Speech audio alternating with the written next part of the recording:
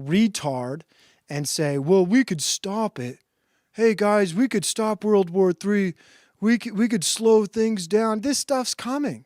All right, it's coming down the pipeline, and there's nothing you could do about it. Let's just be honest about it. So let's pick the right side. Let's pick the winning side. Let's just get ahead of, is that accelerating? I don't know. Let's be honest. There's just way too many Mexicans. Yeah. Well, yeah, let's just be honest. We got a lot of people in this country who think they're Americans. All right. And I want to see how American they are. I want to see how American all these people are, how much they love this fucking country. Because I got ancestors, I talked about this last time, fought in the Civil War, fought in the Revolutionary War. And I know that because I looked it up. And my family has died and bled for this country many times over. Many times over. We have all these people coming to this country and they just get all the benefits and all the sacrifices.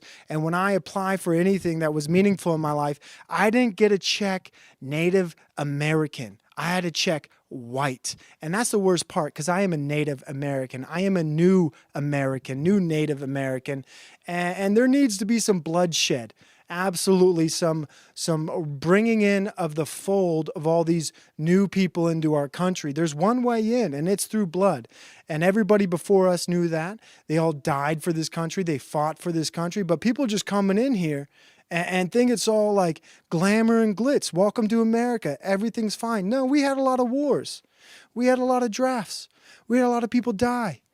You don't just get to come in here all easy squeezy and just pretend that you're one of us. No, you're not.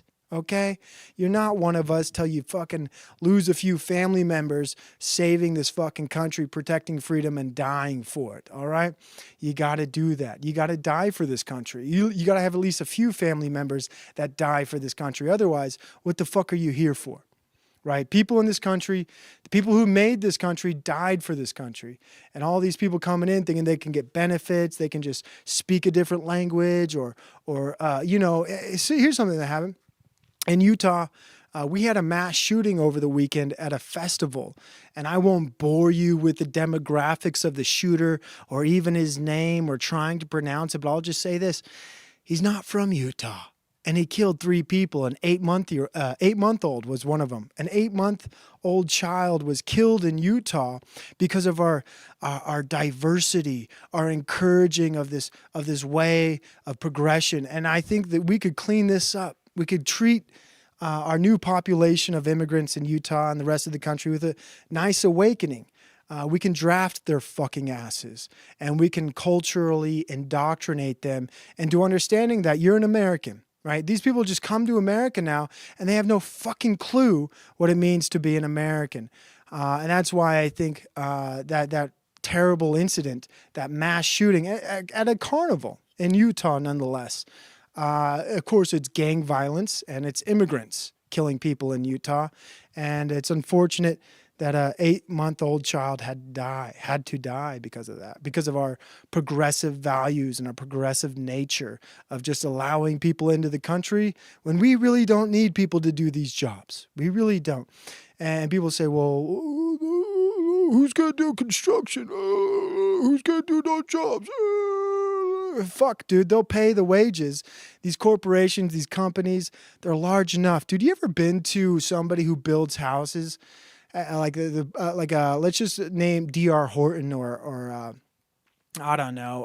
What are some other big major housing companies?